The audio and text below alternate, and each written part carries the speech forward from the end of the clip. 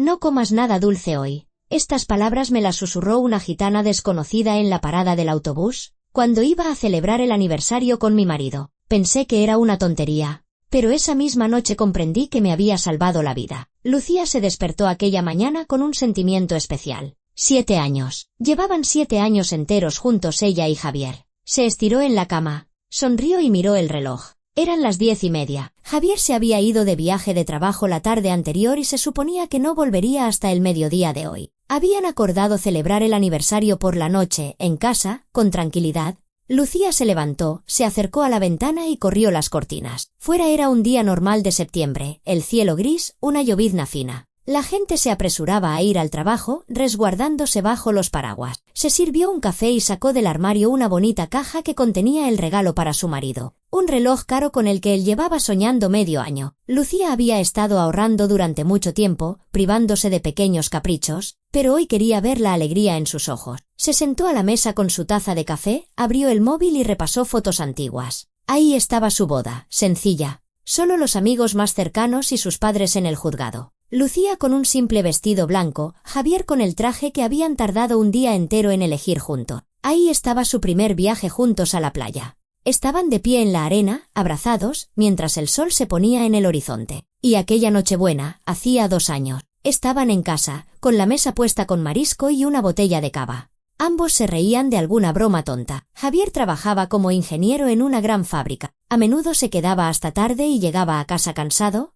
pero siempre encontraba un momento para abrazarla y preguntarle qué tal le había ido el día. Lucía trabajaba como contable en una pequeña empresa. Su trabajo era tranquilo, rutinario, pero estable. Juntos vivían bastante bien. No eran ricos, pero tampoco pobres. Vivían de alquiler en un piso de 2 habitaciones en un edificio antiguo. Cada verano ahorraban para las vacaciones y soñaban con comprar algún día su propia casa. Sin embargo, en los últimos meses, Javier se había vuelto algo distante, pensativo. Lucía lo atribuía al trabajo, a los problemas con su jefe que él a veces mencionaba de pasada. Había empezado a hablar menos por las noches, pasaba más tiempo con el móvil y salía a menudo al balcón a fumar, aunque antes apenas lo hacía. Varias veces, Lucía intentó sacar el tema, preguntándole si todo iba bien, pero él le restaba importancia, diciendo que solo estaba cansado y que todo se arreglaría pronto. Ella no insistió, no le sonsacó información, simplemente esperó a que él quisiera compartirlo. Lucía siempre había sido paciente, tranquila. Su madre decía que esa era su mayor virtud, su capacidad para esperar y no montar escenas. Quizás por eso ella y Javier habían estado juntos tanto tiempo sin grandes peleas ni escándalo. Hacia las 10 de la mañana, se arregló y salió de casa. Javier le había pedido que fuera a un piso de alquiler en un barrio cercano donde se había alojado después del viaje. Al parecer, quería darle una sorpresa, prepararle una velada romántica. A Lucía le pareció un poco extraño, ya que su propio piso era más acogedor,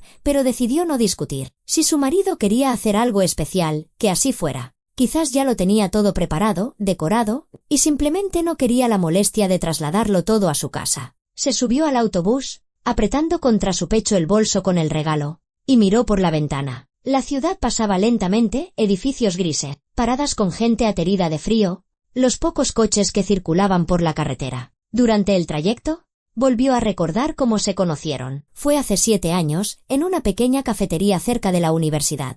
Lucía trabajaba entonces como encargada, y Javier entró a tomar un café después del trabajo. Derramó la taza directamente sobre la libreta de notas de ella, se sintió terriblemente avergonzado y empezó a disculparse mientras limpiaba la mesa con servilletas. Ella se echó a reír, le dijo que no pasaba nada, y él se ofreció a invitarla a comer como compensación. Así empezó todo. Javier era diferente entonces, alegre, abierto, siempre bromeando, contando historias del trabajo, soñando en voz alta sobre el futuro. Decía que quería construir su propia casa, tener un perro grande y aprender a tocar la guitarra. Lucía lo escuchaba y pensaba que había encontrado al hombre con el que nunca se aburriría. Y los primeros años fueron realmente buenos. Iban al cine, paseaban por las tardes, cocinaban juntos, veían series tapados con la misma manta. Una vida normal y sencilla, sin dramas innecesarios, pero llena de calidez y confort. El autobús se detuvo en un semáforo. Lucía miró por la ventana y vio una pequeña parada donde esperaban unas cuantas personas. Sentada junto a un banco había una gitana. Una mujer ya mayor con una falda larga y gastada y un pañuelo en la cabeza. A su lado, dormía sobre sus rodillas un niño envuelto en una manta vieja. La gitana tendía la mano a los transeúntes, les decía algo, pero la gente pasaba de largo, apartando la vista, con los labios apretados, como si ella no estuviera allí. De repente, Lucía sintió una punzada de compasión. Quizá era el cansancio del largo viaje o simplemente el buen humor por el aniversario, pero decidió bajarse en la siguiente parada, comprar algo de comer y de paso, darle algo de dinero a la gitana. Siempre le habían dado pena esas personas, las que se sientan en la calle con niños pidiendo limos. Javier solía decir que era un engaño, que los gitanos utilizaban a los niños a propósito para dar lástima, que el dinero no era para comida, sino para alcohol o algo peor. Pero Lucía no podía pasar de largo. Le parecía que era mejor dar y equivocarse que no dar y luego arrepentirse. Se bajó del autobús, entró en una pequeña tienda de la esquina, compró un bollo y un zumo y se dirigió de nuevo a la parada. La gitana seguía sentada en el mismo sitio. El niño respiraba suavemente, acurrucado a su lado. De cerca, la mujer parecía aún más vieja, con el rostro surcado de arrugas, las manos manchadas y llenas de rasguños, y la ropa sucia y raída. Lucía se acercó, buscó en su monedero y sacó un billete de 5 euros. «Tome», dijo en voz baja, tendiéndole el dinero. La gitana levantó la cabeza y Lucía se estremeció. Los ojos de la mujer eran extraños, oscuros, casi negros y muy penetrantes, como si no la mirara a ella, sino a través de ella, hacia algún lugar profundo, directamente al alma. Lucía se sintió desconcertada por un momento, sin saber dónde mirar. La gitana cogió el billete en silencio, pero de repente agarró a Lucía de la mano, con una fuerza inesperada y firme. Sus dedos se clavaron en la muñeca como tenazas. «¿Qué hace?», se asustó Lucía, intentando liberar la mano. La gitana se inclinó hacia ella. Su aliento era pesado. Olía a algo amargo, a hierbas, desagradable. Sus ojos se abrieron de par en par, volviéndose aún más oscuros, y Lucía sintió un escalofrío recorrerle la piel. «No comas nada dulce hoy», susurró la gitana con una voz ronca pero muy clara. «El sabor de la muerte se esconde bajo el azúcar. ¿Me oyes, niña? No comas, ni una miga». Lucía se quedó paralizada. El corazón le dio un vuelco. Un frío helado le recorrió la espalda, tan intenso que se encogió. Intentó sonreír, tomárselo a broma, pero la voz no le obedecía. Se le secó la boca. «¿Qué? ¿Qué dice?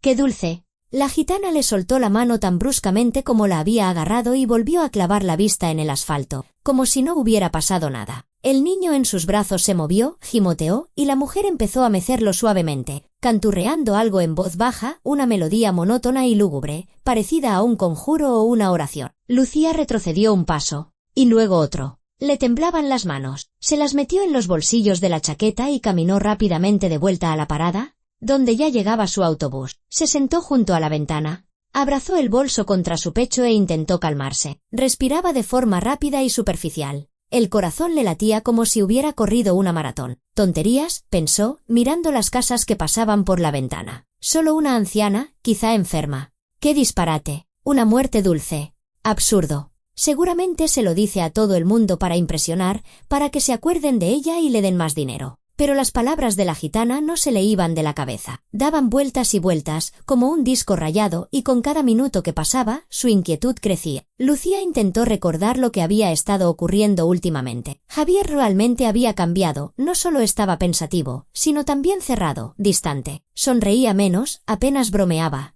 Miraba a menudo el móvil y lo guardaba rápidamente cuando ella entraba en la habitación. Varias veces se había dado cuenta de que estaba susurrando algo por teléfono en el balcón. Y cuando ella salía, él terminaba la conversación deprisa y decía que era del trabajo, que llamaba su jefe o un compañero. También había empezado a llegar tarde más a menudo. Antes solía llegar sobre las 7 de la tarde. Ahora, a veces eran las 9 o las 10. Decía que tenía mucho trabajo, que había que entregar un proyecto, que los jefes exigían horas extra. Lucía no dudaba de él, no lo comprobaba. ¿Para qué? Confiaba en él, creía cada una de sus palabras. Pero ahora, sentada en el autobús y recordando esos pequeños detalles, sintió de repente como algo frío y escurridizo se movía en su pecho. Y también estaba aquella extraña situación de hacía 2 semanas. Lucía había llegado a casa antes de lo habitual. La habían dejado salir del trabajo porque se había ido la luz en la oficina. Javier estaba en casa, sentado en la cocina con el teléfono en la mano, y cuando ella entró, se sobresaltó tanto que casi se le cae la taza. Tenía el rostro pálido, asustado. Escribió algo rápidamente en el teléfono y se lo guardó en el bolsillo. «¿Por qué tan pronto?», preguntó él. y su voz no sonó alegre, sino tensa. «¿Se ha ido la luz?», respondió Lucía. «¿Qué pasa? ¿No te alegras de verme?».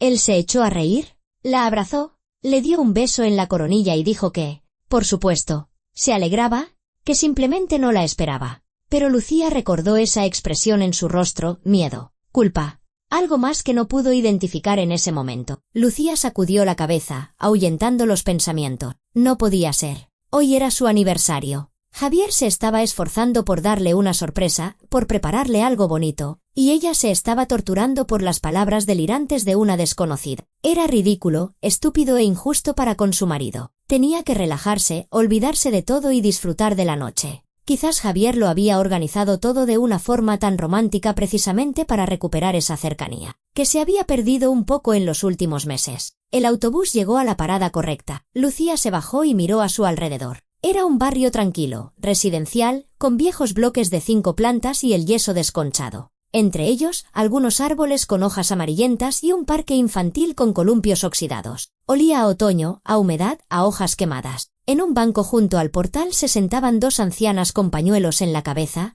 cuchicheando algo mientras observaban a los transeúntes. Sacó el teléfono. Comprobó la dirección: calle del Laurel, 23, piso 8. Javier le había enviado un mensaje diciéndole que la esperaba a las 6 de la tarde y le había pedido que no llegara tarde. Lucía miró el reloj: las 6 menos 2. Era casi puntual. Caminó lentamente, contando los números de los edificios, y de nuevo se sorprendió pensando en la gitana. ¿Por qué había mencionado específicamente algo dulce? ¿Por qué la había mirado de esa manera tan extraña y la había agarrado de la mano con tanta fuerza, como si intentara transmitirle algo muy importante? ¿Y por qué Lucía todavía sentía ese frío en el pecho, que se expandía cada vez más, como el presagio de algo malo, de algo inevitable? Intentó recordar si Javier había planeado cocinar algo dulce. A él no le gustaban mucho los postres, prefería la carne, las patatas, la comida casera sencilla. Pero la última vez, cuando celebraron el cumpleaños de su madre, él trajo una tarta enorme, diciendo que la había encargado en una pastelería, que quería tener un detalle. La tarta era bonita, deliciosa, y todo el mundo la elogió. Quizás hoy había decidido repetir y había encargado algo especial. «Basta», se dijo a sí misma en voz alta. «Deja de inventar cosas. Todo está bien. Es solo una coincidencia». O ni siquiera eso, solo las palabras al azar de una anciana enferma. Se acercó al portal número 23, empujó la pesada puerta de hierro y subió al segundo piso. En el rellano olía a humedad, a gatos y a algo agrio. Las paredes estaban cubiertas de grafiti. La mitad de las bombillas no funcionaban. Lucía encontró la puerta correcta, la número 8, y llamó al timbre. Dentro se oyeron pasos, rápidos y apresurados. La puerta se abrió de golpe y en el umbral apareció Javier. Llevaba una camisa azul limpia, la que Lucía le había regalado las navidades pasadas. El pelo bien peinado, olía a su colonia favorita. Intensa, amaderada, con notas de canela. «Cariño», sonrió de oreja a oreja, la abrazó y la apretó con fuerza contra él. «Por fin, ya te estaba esperando. Pensé que habías cambiado de idea». Ella sonrió, hundiendo el rostro en su hombro, inhalando ese olor familiar. Por un instante, todos sus miedos desaparecieron. Ahí estaba él, su marido, su Javier, que la quería, la esperaba, le preparaba una sorpresa. Qué estupidez creer las palabras de una gitana cualquiera, torturarse y arruinarse la fiesta. «Claro que no he cambiado de idea», respondió, apartándose y mirándole a los ojos. «¿Cómo podría perderme nuestro aniversario?». Él volvió a sonreír, la tomó de la mano y la guió al interior. El piso era pequeño, de una sola habitación. Apenas había muebles, un sofá, una mesa, un par de sillas. Pero la mesa estaba cubierta con un bonito mantel y sobre ella había platos, copas y unas velas encendidas en altos candelabros. En un rincón, sobre una cómoda, había un ramo de rosas rojas en un sencillo jarrón de cristal. «Vaya», exclamó Lucía, «te lo has currado». «Todo por ti», respondió Javier, llevándola hacia la mesa. «Siéntate. Ahora traigo la comida. He preparado tu plato favorito, pollo con champiñones, ensalada, patatas y algo muy especial de postre». Le guiñó un ojo y desapareció en la cocina. Lucía se sentó a la mesa, dejó el bolso con el regalo en la silla de al lado y miró a su alrededor. Parecía que realmente había invertido mucho tiempo y esfuerzo. Era romántico, acogedor, hogareño. ¿Quizás se había preocupado por nada? ¿Quizás Javier de verdad solo quería tener un detalle con ella y todo iba a salir bien?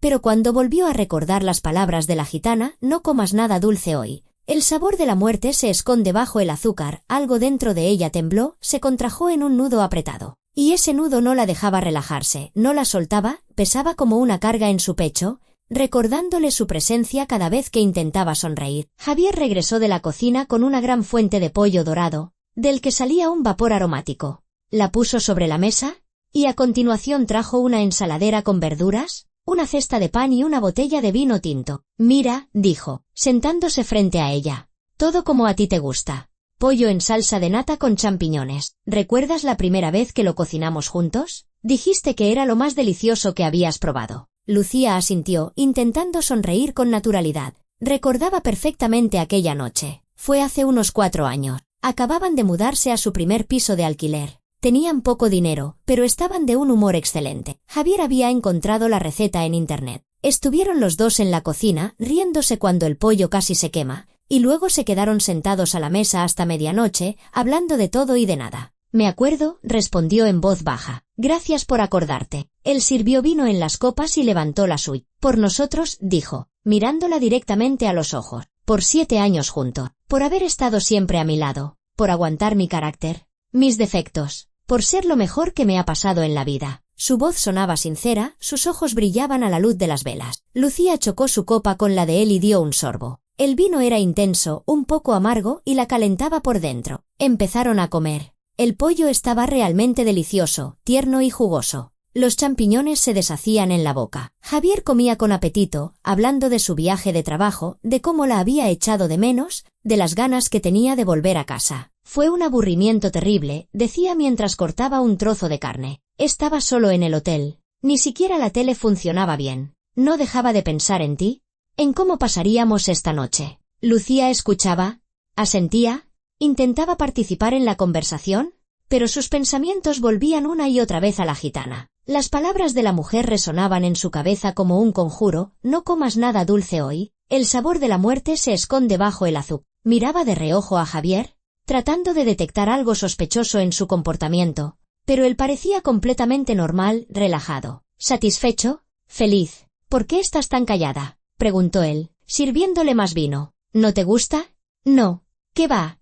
Está todo muy rico», respondió Lucía rápidamente. «Es que estoy un poco cansada. El viaje ha sido largo. Había atasco». «Te entiendo». Le cubrió la mano con la suya y le acarició los dedos. «Pero ahora estamos juntos. Llevo tanto tiempo planeando esta noche. Quería que todo fuera perfecto». Su mano era cálida, familiar. Lucía miró sus dedos entrelazados y de repente sintió una punzada de culpa. Estaba sospechando de su marido de algo terrible, sin tener ninguna prueba. Él había cocinado, se había esforzado, quería hacerla feliz y ella estaba allí sentada con cara de piedra, pensando en una gitana delirante. Terminaron el plato principal. Javier retiró los platos, limpió la mesa con una servilleta y volvió a desaparecer en la cocina. Lucía se terminó el vino, sintiendo una ligera y agradable neblina en la cabeza. Quizás de verdad solo necesitaba relajarse, olvidarse de todo y disfrutar de la noche. «Y ahora», anunció Javier solemnemente, apareciendo en la puerta, «lo más importante». Llevaba en las manos una tarta,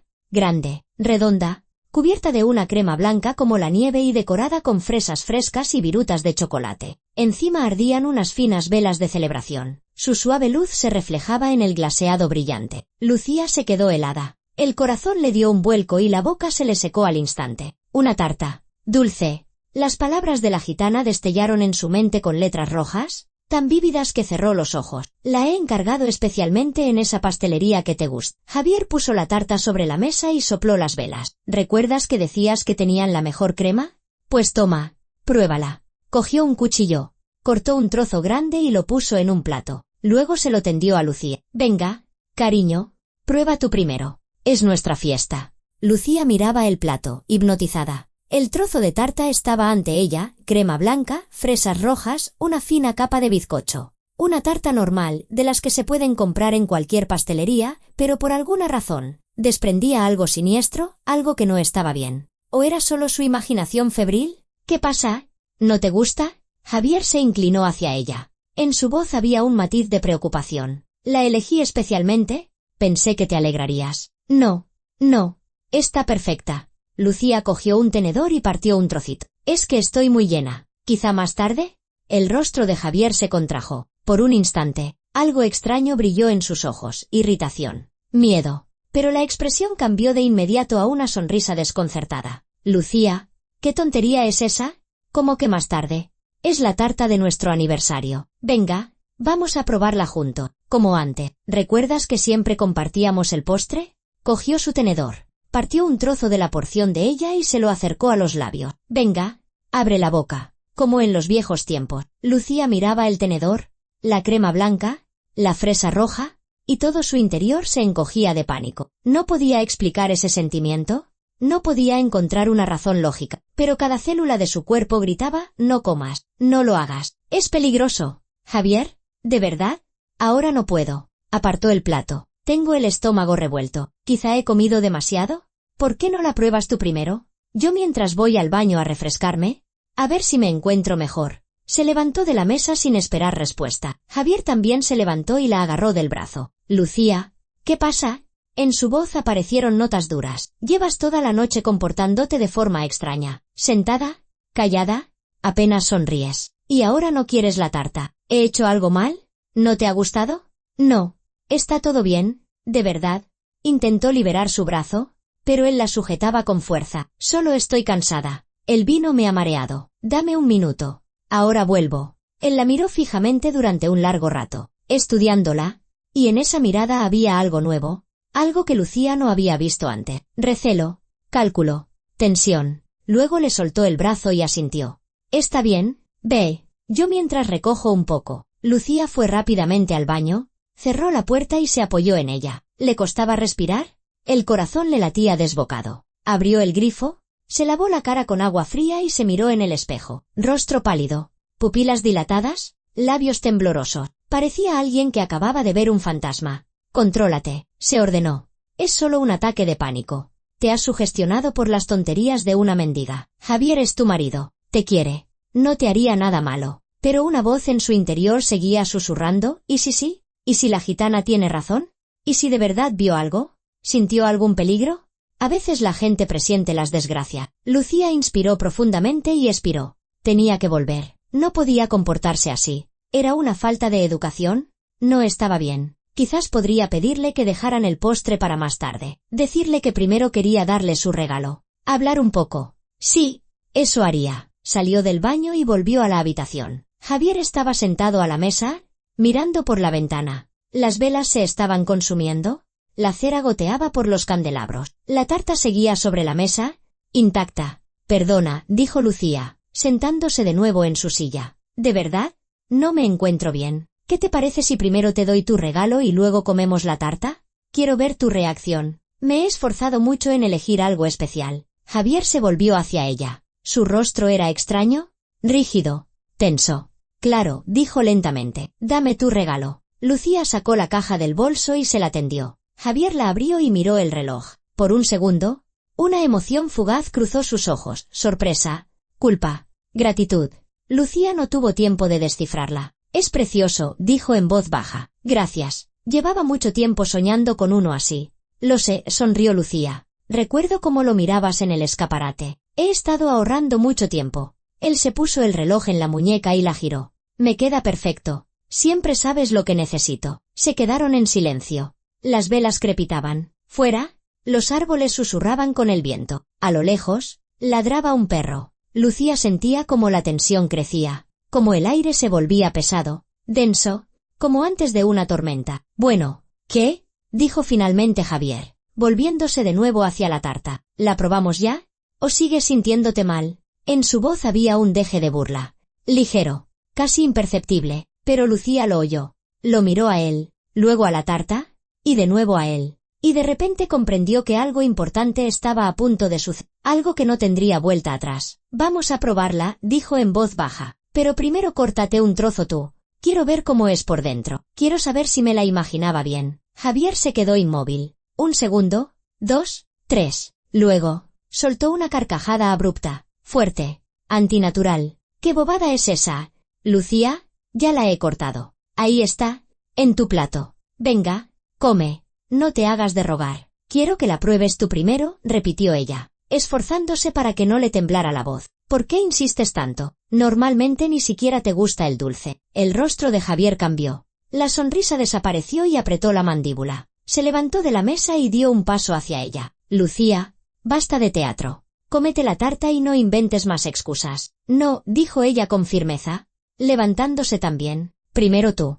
Estaban de pie, uno frente al otro. Entre ellos, la tarta, las velas, los restos de la cena. El silencio era tan denso que parecía que se podía cortar con un cuchillo. Lucía vio cómo algo cambiaba en los ojos de su marido, cómo su rostro se endurecía, cómo sus manos se cerraban en puños. Está bien, exhaló él de repente. Como quieras. Cogió el cuchillo, se cortó un trozo, lo puso en un plato limpio, se sentó, cogió un tenedor y, muy lentamente, de forma deliberadamente lenta, se llevó el trozo a la boca. Lucía lo observaba sin apartar la vista, conteniendo la respiración. Javier abrió la boca, pero en el último momento, el tenedor tembló y el trozo cayó de nuevo al plato. ¿Sabes qué? Dejó el tenedor y levantó la vista. Yo también estoy lleno, mejor la dejamos para después. Y en ese instante, Lucía lo entendió todo. La gitana tenía razón. Javier le había puesto algo a la tarta, algo que era para ella, y ahora él mismo tenía miedo de comerla, porque sabía lo que había dentro. Sintió náuseas. Las manos le temblaban tanto que se agarró al respaldo de la silla para no caerse. Javier la miraba, y en su mirada había culpa, miedo y algo más, desesperación. Lucía retrocedió hacia la puerta, sin apartar los ojos de él. Me voy, dijo con voz ronca. ¿De verdad? Me encuentro mal. Me voy a casa. Lucía.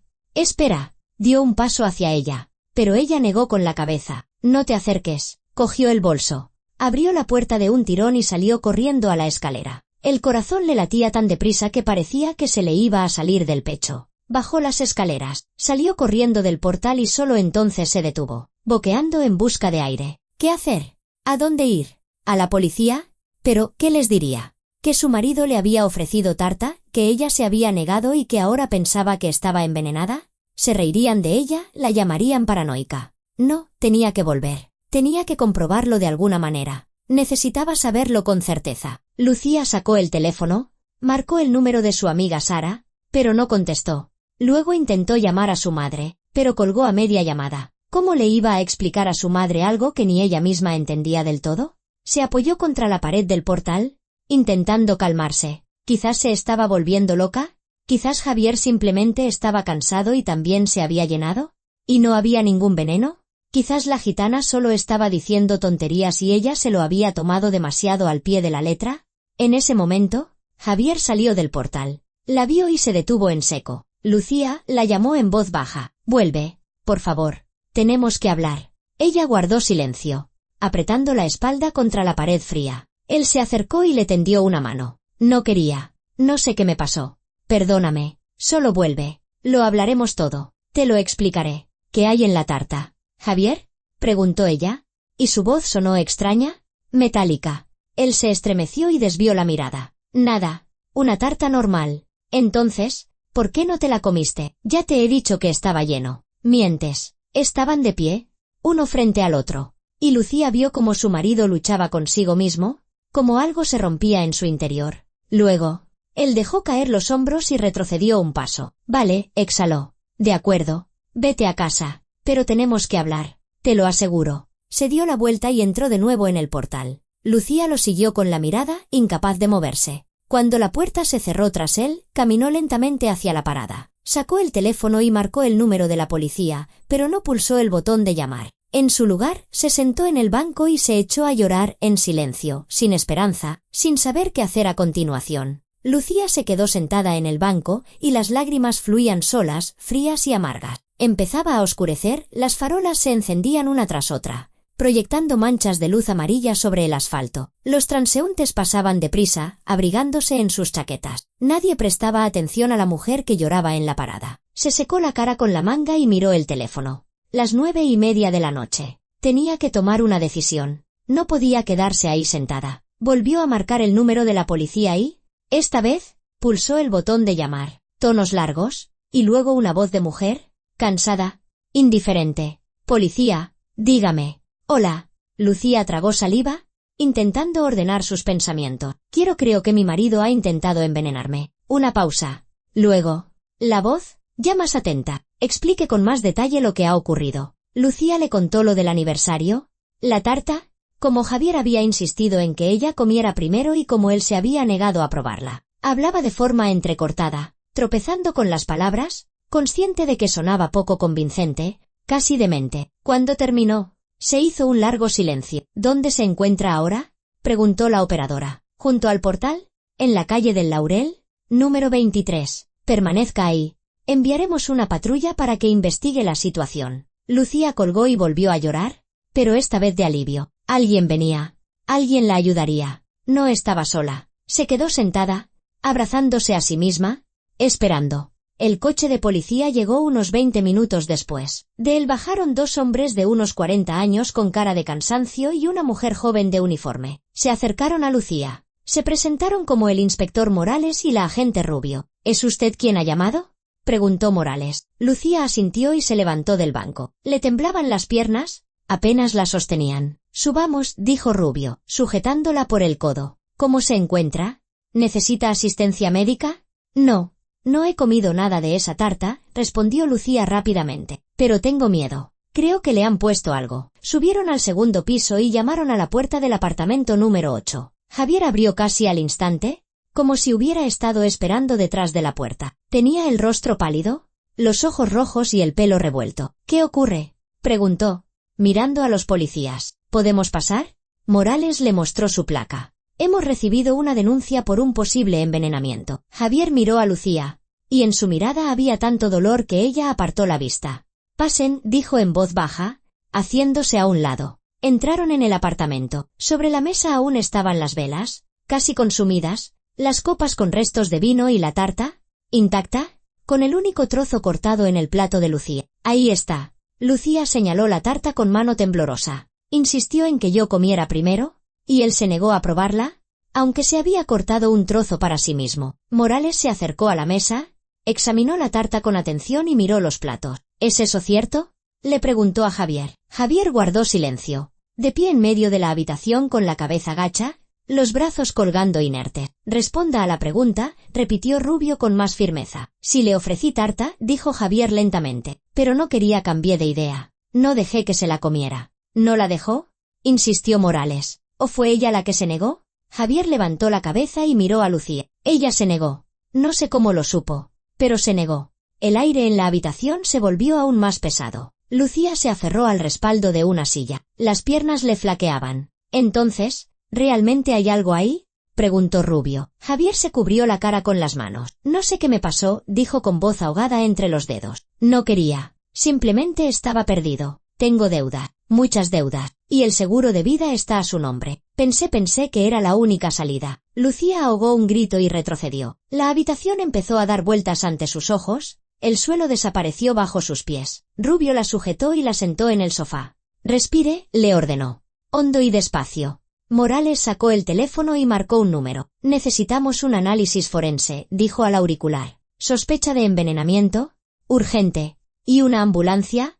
Por si acaso. Se acercó a Javier y le puso una mano en el hombro. Siéntese y cuéntelo todo desde el principio. Javier se dejó caer en una silla, se apoyó en la mesa y habló en voz baja, monótona, sin levantar la vista. Hace medio año me metí en deuda. Jugaba al póker online, pensaba que recuperaría el dinero, pero solo perdí más. Luego pedí préstamos para pagar las deudas, pero no pude hacer frente a los pagos. La suma ascendió a 50.000 euros. Los cobradores empezaron a llamar, a amenazar. No sabía qué hacer. Hizo una pausa y se pasó una mano por la cara. Entonces me acordé del seguro. Hace 3 años, Lucía contrató un seguro de vida a mi nombre en caso de accidente. 50.000 euros. Pensé que si le pasaba algo, podría pagar las deudas. Empezar de nuevo. Lucía escuchaba sin poder creerlo. El que hablaba era su marido, el hombre con el que había vivido 7 años, al que había amado, en quien había confiado, el hombre que acababa de explicar tranquilamente cómo había planeado matarla. ¿Y qué hizo?,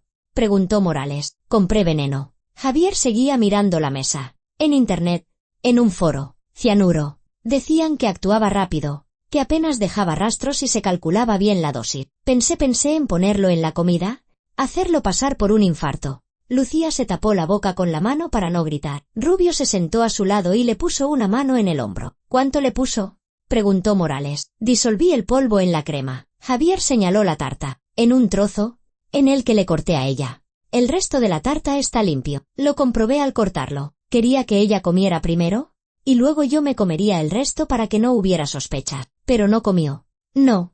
Por alguna razón se negó. Empezó a comportarse de forma extraña, a preguntarme por qué yo no comía. No entendía cómo lo sabía. ¿Cómo lo supo? Morales miró a Lucía. ¿Cómo lo supo usted? Lucía tragó saliva. Le temblaba la voz. Una gitana. En la parada del autobús. Me dijo que no comiera nada dulce hoy. Dijo que el sabor de la muerte se escondía bajo el azúcar. Al principio no la creí, pensé que eran delirios. Pero luego, cuando él empezó a insistir con la tarta, recordé sus palabras. Morales y Rubio intercambiaron una mirada. Javier levantó la cabeza y miró a Lucía con los ojos muy abiertos. ¿Una gitana? Repitió en voz baja. ¿Estás de broma? No. Lucía negó con la cabeza. Me agarró de la mano y me dijo esas palabras. No sé cómo lo supo, pero me salvó la vida. Se hizo un largo silencio. Javier se cubrió la cara con las manos y sus hombros empezaron a temblar. Morales sacó las esposas. Javier García Pérez queda detenido bajo sospecha de intento de asesinato. Tiene derecho a guardar silencio y derecho a un abogado. Lucía no escuchó más. Vio cómo le ponían las esposas a su marido, cómo se levantaba dócilmente, cómo se lo llevaban hacia la puerta. Él se giró en el umbral y la miró.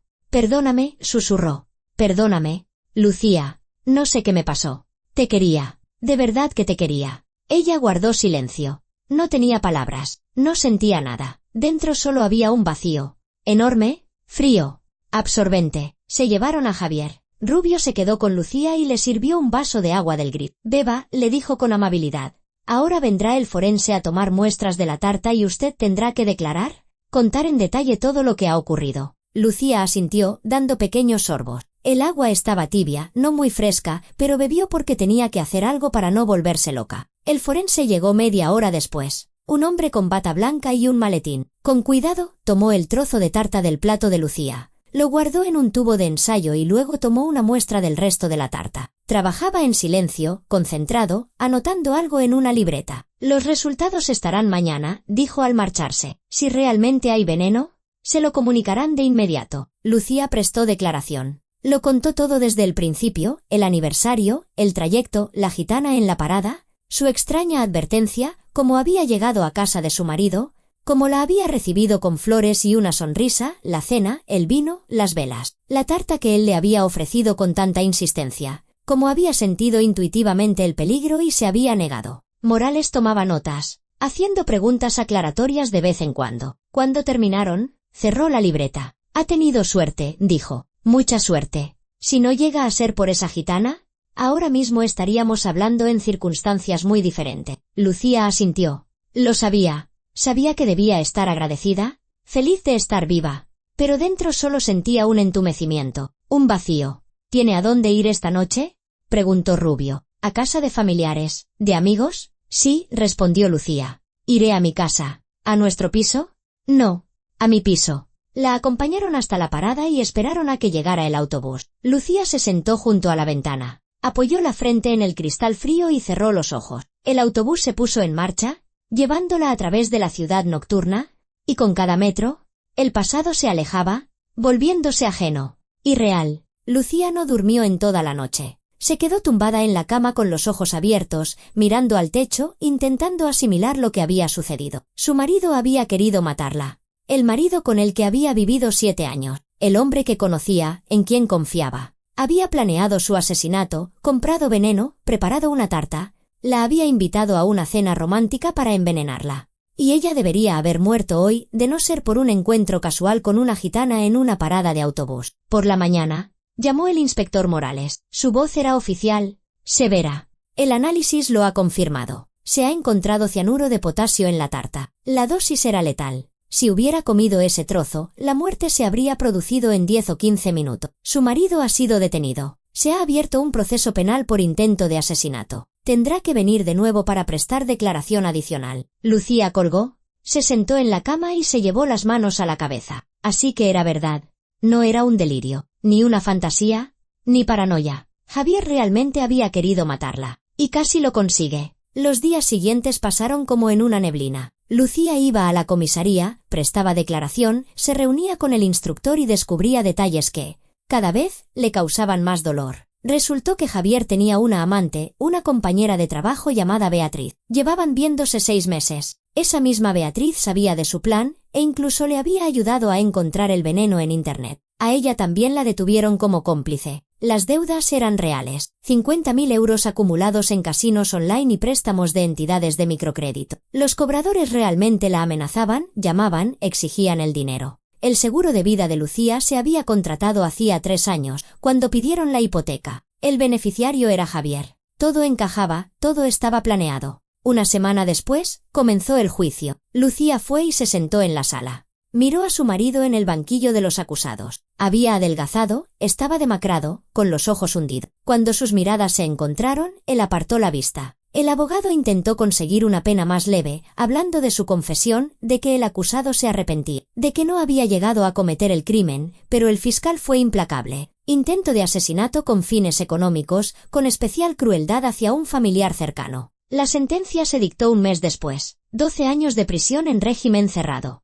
A Beatriz le cayeron 6 años como cómplice. Se llevaron a Javier. No se giró. No volvió a pedir perdón. Simplemente caminó, encorvado, entre los guardias y desapareció tras la puerta. Lucía salió del juzgado y se detuvo en la escalinata. Era un día soleado. La gente iba y venía con sus asuntos. En algún lugar, unos niños jugaban y reían. La vida normal continuaba, como si no hubiera pasado nada. Y ella tenía un agujero en su interior, un enorme vacío, y no sabía cómo llenarlo. Intentó volver al trabajo, pero no pudo. Sus compañeros la miraban con lástima, cuchicheaban a sus espaldas. La historia había salido en las noticias. Todos lo sabían, todos hablaban de ello. Lucía renunció, dejó de salir de casa, se sentaba junto a la ventana. Miraba la calle y pensaba que la vida que conocía se había acabado. Su marido la había traicionado de la forma más terrible. Sus padres no sabían qué decir. Sus amigos la consolaban torpemente, sin encontrar las palabras. Una tarde,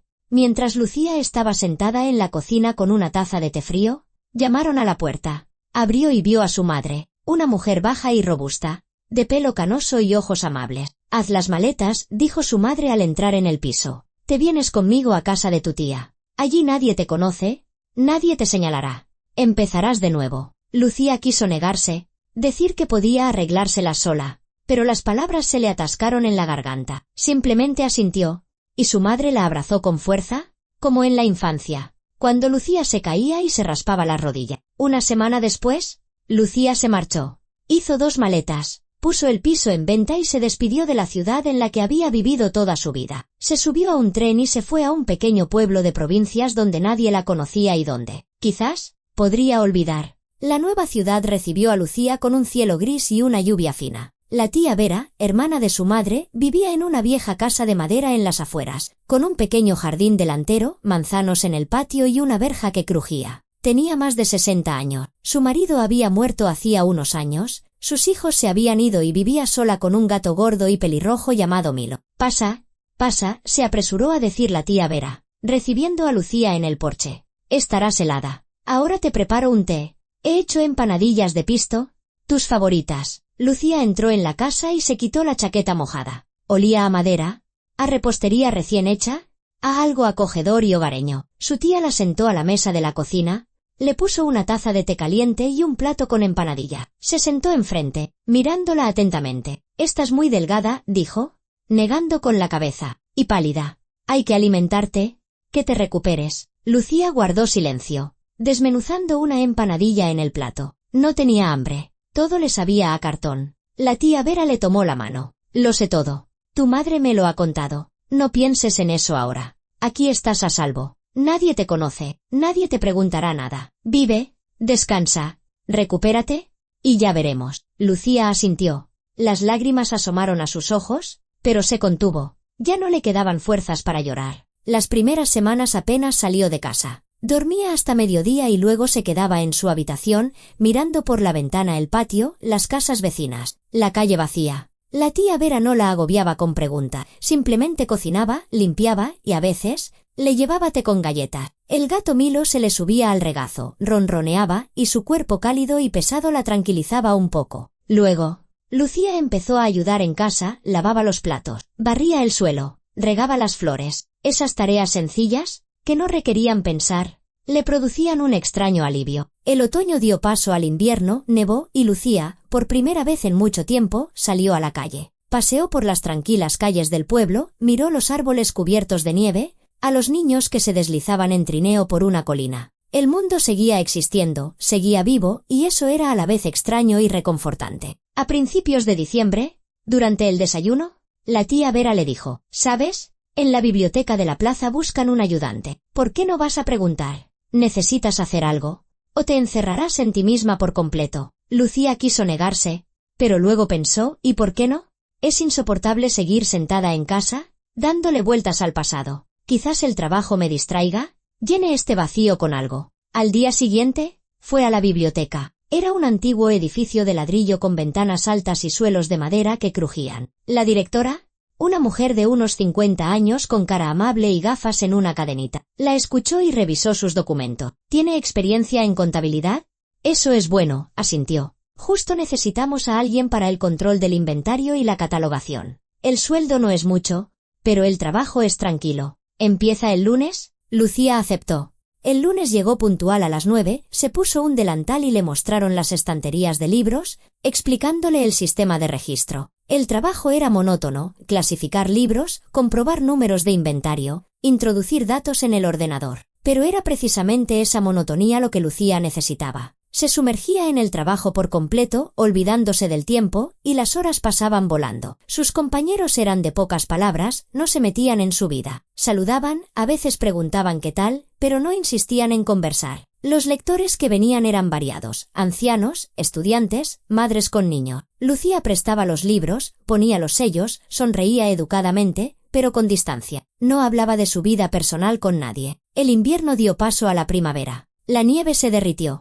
Aparecieron las primeras campanillas de invierno en el jardín de la tía Vera. Lucía se dio cuenta de que dormía mejor, que las pesadillas sobre Javier y la tarta envenenada eran menos frecuentes. A veces, podía despertarse por la mañana y no acordarse de él de inmediato, sino al cabo de 1 o 2 horas. Era un progreso, pequeño pero importante. Un día de abril, entró en la biblioteca un hombre alto, de unos 40 años, con sienes plateadas y unos ojos grises y tranquilos. Se acercó al mostrador y pidió un libro sobre restauración de muebles antiguos. «Soy David», se presentó, tendiéndole la tarjeta de la biblioteca. «Acabo de mudarme aquí. He abierto un taller de restauración. He pensado en hacerme socio. Necesito libros técnicos». Lucía le hizo la tarjeta y le dio el libro. Él se lo agradeció y se fue, pero una semana después volvió, devolvió un libro y se llevó otro. Y otra semana después, lo mismo. Cada vez saludaba, preguntaba qué tal. A veces contaba algo de su trabajo, una vieja cómoda que estaba restaurando, las dificultades para encontrar el barniz adecuado. Lucía respondía educadamente, pero con brevedad.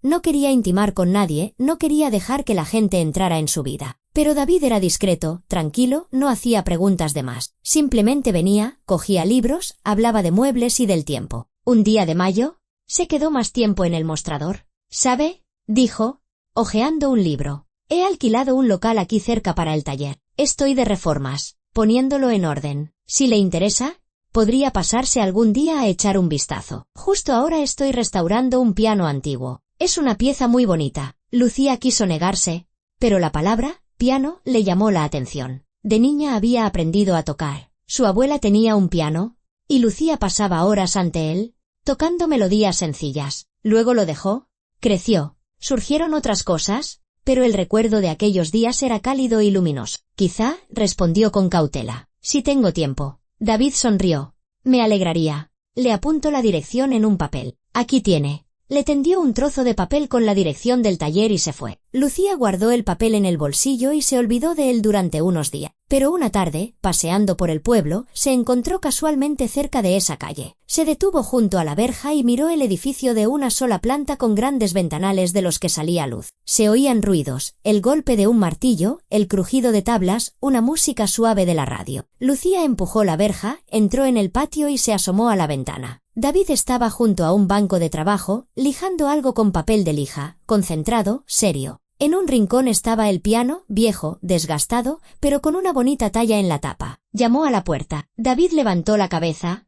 la vio y sonrió. «Ah, ¿es usted?», dijo, abriendo la puerta. «Pase. No se corte». El taller olía a madera, a barniz, a serrín. Por todas partes había herramienta, muebles desmontados. Lucía se acercó al piano y pasó la mano por las teclas. Estaban amarillentas por el tiempo. Algunas se atascaban. «Es precioso», dijo en voz baja. «Sí», asintió David, acercándose. «Lo trajeron para restaurar de una vieja finca. Tiene casi un siglo. Ahora estoy cambiando los martillos, tensando las cuerdas. Pronto sonará como nuevo». Lucía se sentó en el taburete frente al piano y pulsó algunas teclas. El sonido era apagado, vibrante, pero reconocible. «¿Toca usted?», preguntó David. «Tocaba», respondió ella. «Hace mucho tiempo, de niña. Cuando termine la restauración, venga y pruébelo», le ofreció él. «Yo no soy músico, pero me encantaría escuchar música en directo». Se pusieron a hablar. David le contó que se había mudado al pueblo desde la capital después de su divorcio, que quería empezar una nueva vida, dedicarse a lo que le gustaba. Siempre le había encantado trabajar con las manos, restaurar cosas viejas, devolverles la vida. Hablaba con sencillez, sin florituras, y a Lucía le resultaba fácil estar con él. No tenía que fingir ni aparentar alegría o interés. Podía simplemente sentarse, escuchar y responder de vez en cuando. A partir de ese día, empezó a pasarse por el taller una vez a la semana y luego más a menudo. Observaba cómo trabajaba David, a veces le ayudaba a sujetar una tabla, a pasarle una herramienta, a limpiar el polvo. Hablaban poco, pero entre ellos se estableció una conexión silenciosa y tranquila. No era amistad ni romance, sino algo intermedio, cómodo. Un día, cuando el piano estuvo listo, David le propuso que tocara. Lucía se sentó y puso las manos sobre las teclas. Los dedos se movieron solos, recordando viejas melodías. Tocaba de forma sencilla, con errores, pero la música fluía, llenando el taller. Y algo dentro de Lucía se descongelaba, se ablandaba. Cuando terminó, David se acercó en silencio y le puso una mano en el hombro. «Gracias», dijo en voz baja. «Ha sido precioso». Lucía levantó la vista hacia él y, por primera vez en muchos meses, sintió algo parecido al calor en el pecho. El verano pasó sin darse cuenta. Lucía trabajaba en la biblioteca, iba al taller de David, ayudaba a su tía Vera en el huerto. Su vida era tranquila, ordenada, sin sobresalto. A veces se acordaba de Javier, pero el dolor se volvía más sordo, más lejano, como una herida antigua que había cicatrizado pero dejado una marca. En agosto, llegó una carta de Javier desde la cárcel. Lucía sostuvo el sobre en sus manos durante un buen rato, sin atreverse a abrirlo. Finalmente,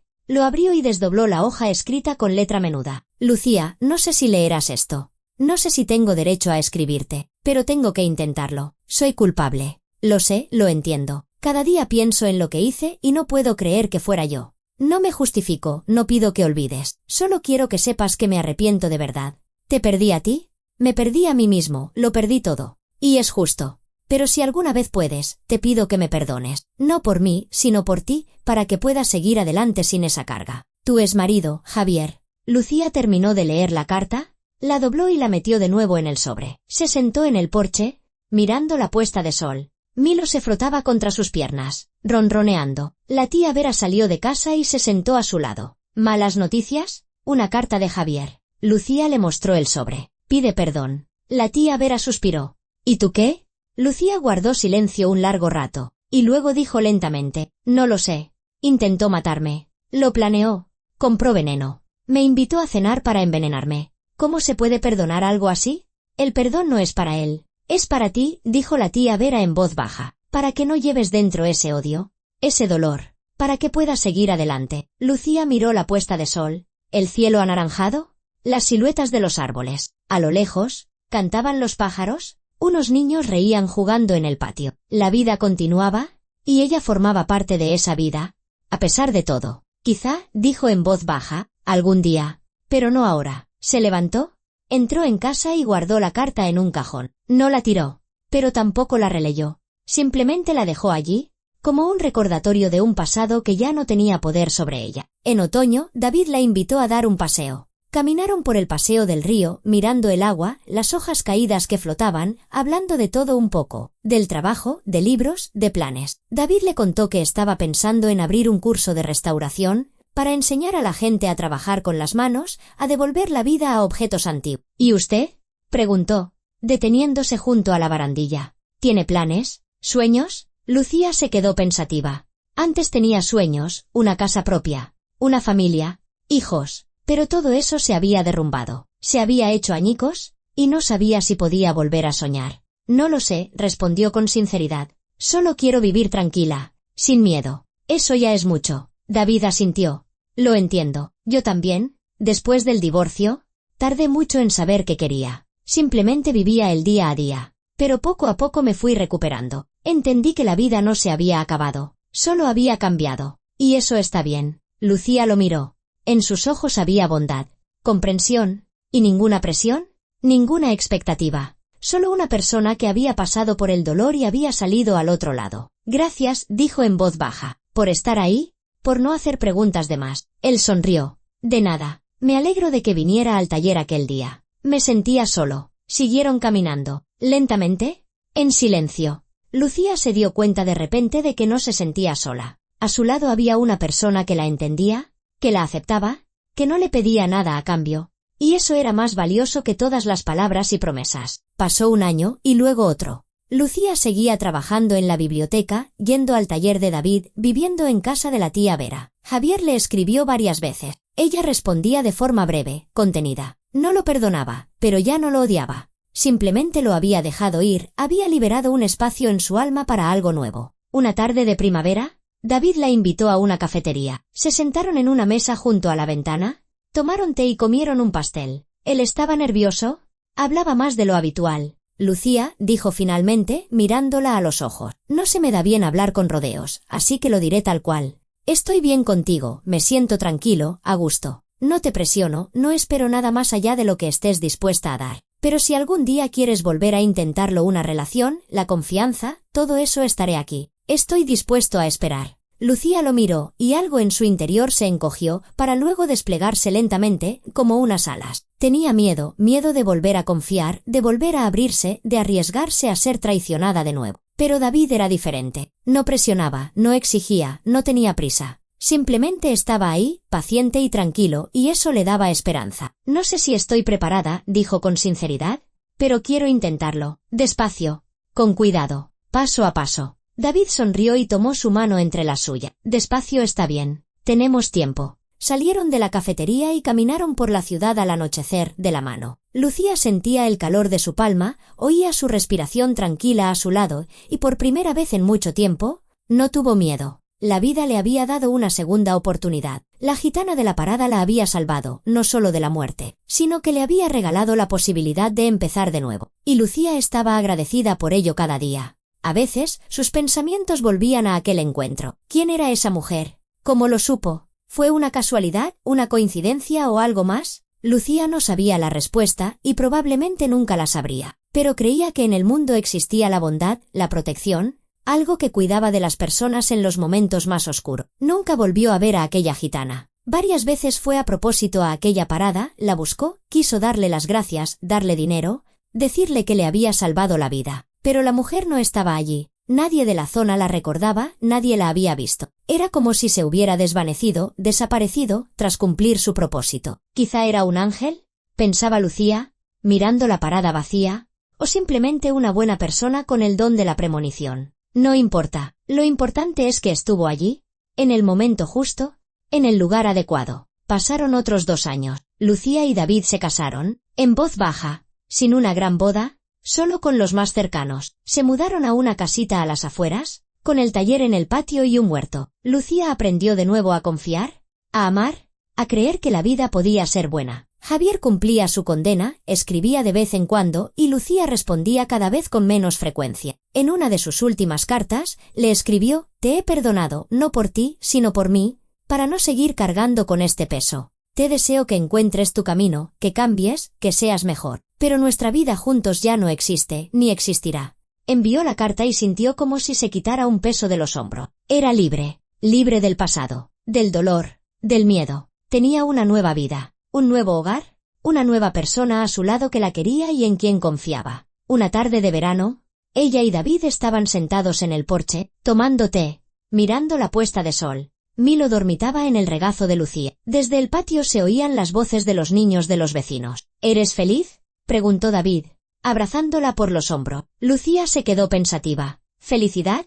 Una palabra extraña. Después de todo lo que había pasado, no estaba segura de poder ser verdaderamente feliz. Pero estaba en paz, estaba a salvo, estaba agradecida por cada nuevo día. Sí, respondió, acurrucándose contra él. Soy feliz, a mi manera. Él la besó en la coronilla. Eso es lo principal. Se quedaron en silencio y Lucía pensó en lo extraño que es el destino. Un momento, un encuentro, una frase y todo cambia. Una gitana en una parada le dijo unas pocas palabras y esas palabras le salvaron la vida. Le dieron una oportunidad de futuro. Nunca sabría quién era esa mujer y nunca podría agradecérselo, pero la recordaría siempre y viviría de tal manera que no desperdiciaría ese regalo. A lo lejos, en el horizonte, el sol se ponía, tiñendo el cielo de rojo y dorado. Un nuevo día terminaba, una nueva noche comenzaba, y Lucía sabía que mañana sería otro día, otra oportunidad para ser feliz, para amar y ser amada, y con eso, era suficiente.